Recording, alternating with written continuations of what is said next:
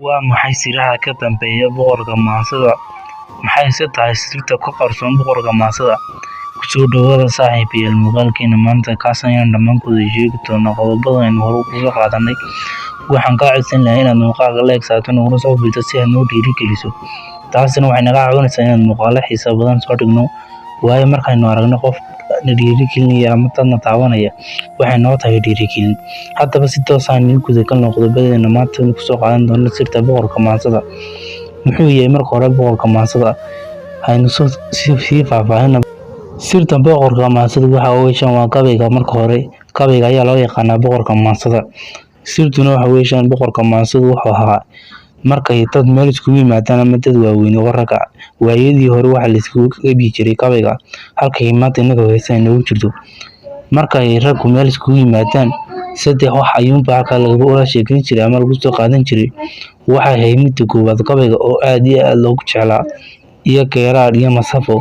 Haddaba dhammaan waxaa loogu jeclaa gabayga sababtoo ah gabayga waxa ku jira ereyo aad iyo aad u qiimo badan kuwaasoo xigmad leh oo qofka bini'aadamkaasi marka uu gabayaaga yahay uu ka fiirsanaya in badan hadalkiisa.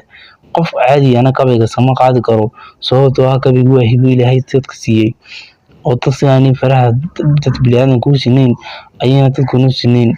Sidaa darteed gabaygu waxay ahayd hibo dadka Ilaahay uu siiyo qofku Ilaahay ku manaystaana waa loo qeybi jiray gabaygiisana si fiican ayaa loo dhageysan jiray inkastoo halkii heesta ay gashay miga.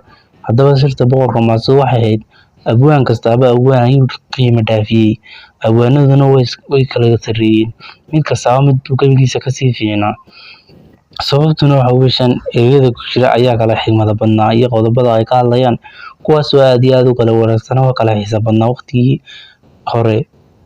Haddaba waxay ahayd sirta boqorka maansada waa mid aad iyo aad u xiiso badan oo ah gabayga. Gabaygana waxaa ku jira meerisyo badan oo soo noqda. Gabaygu geeraarka uu ka xariif badan yahay wuuna ka xigmad badan yahay wuuna ka qodobo dheer yahay.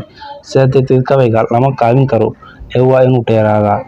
Sababo badan ayaa halka abwaanadu ku kala hadheen oo ay abwaano badan halka lagu kala reebi jiray sababtoo ah qofku markii aanu gabayga garanayn marka hore waxay ahayd gabayga qofka bini'aadamkaas.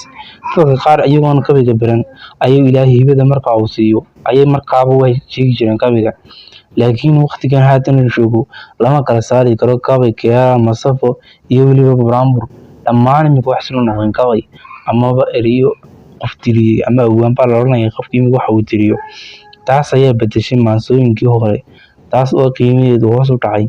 Haddaba haddii aad halkan la soo gaadhay waxaanu diyaarinay 100 muuqaal kuwaasoo ku saabsan maansooyinka iyo sababaha ay ka hadlaan iyo weliba muuqaalo kale oo xiiso badan.